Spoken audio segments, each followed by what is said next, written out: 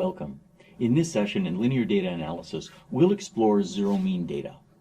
A common problem that we face in data analytics is we want to relate an observation, let's say observations, to what we'll call dependent variables. And what we mean is that observation number I has dependent value C sub I.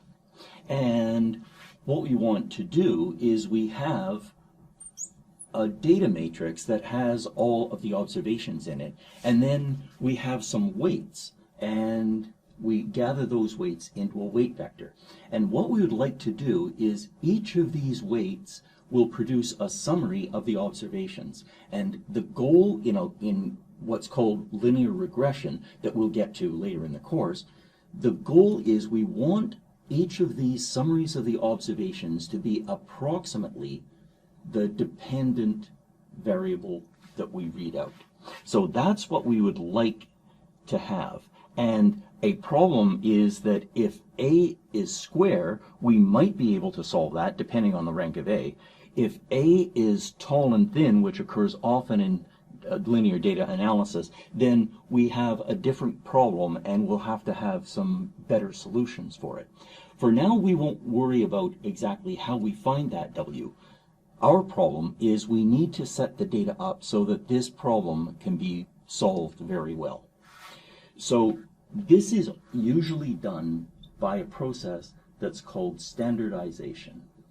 And standardization dates back to the great mathematician and statistician Carl Friedrich Gauss, and these were really laid down in approximately 1900 by Karl Pearson.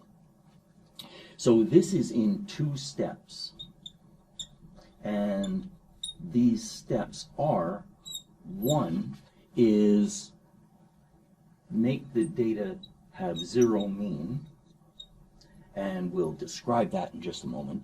And then the second step is make the data have unit variance, and that will be a topic for a subsequent session.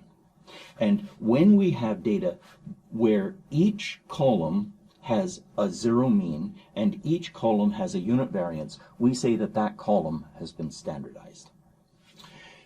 This takes us immediately into one of the 2 ideas that we need from statistics for this lecture, and that is the mean of data. So data mean. And that is, if we have a column of our data matrix that we'll just represent as A, that's our data, then what we'll say is that the mean or average value is, this is usually written as a bar over it. And we have to pay attention now. Do we have an arrow over it, and is it a column vector, or does it have a bar over it, and by default that would be a real number? And we will say that that is, so the average value of these, what we would do is we would take the sum as I goes from 1 to M. Oh, let's say that that has M observations in it. So we would take the sum as I goes from 1 to M of variable value I, and then we would divide that by M. And using linear algebra, we can accomplish this same thing by saying, let's take 1 over M, and then the computation that we could do in linear algebra is we could say, well, if we take the transpose of the ones vector and multiply it by our A, then that has the same effect as computing the mean. And so this is how we can compute the mean. The way that we would do this for a matrix is the same idea, is that we could say that the average of a matrix will be 1 over m times the ones vector transpose times the matrix. And so this will give us, this will be a row-like object, because when we multiply a row-like object on the left by a matrix, that gives us a row-like object. And yes, and so in MATLAB, the way that we would do this is simply we would say A minus mean of A, and it would perform this computation for us. So MATLAB has a built-in function called mean, and mean does this part of the computation, and it does it in a really fast, effective way. Let's work through a small numerical example. Suppose that our variable A has these observations.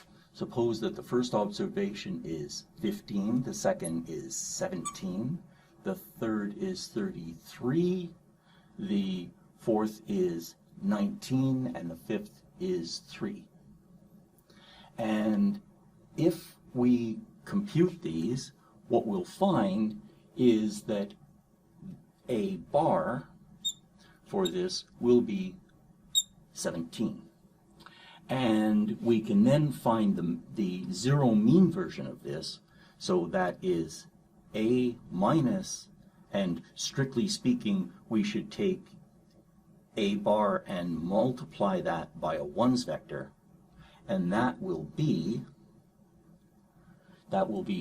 15 minus 17 is minus 2, 17 minus 17 is 0, that will be 33 minus 17 will be 14, 19 minus 17 is 2, and 3 minus 17 is minus 14.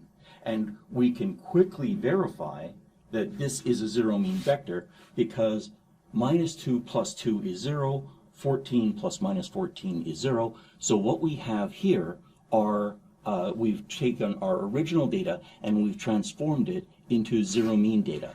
And that means that we've accomplished the first of the two steps that Professor Carl Pearson recommends for standardization of data.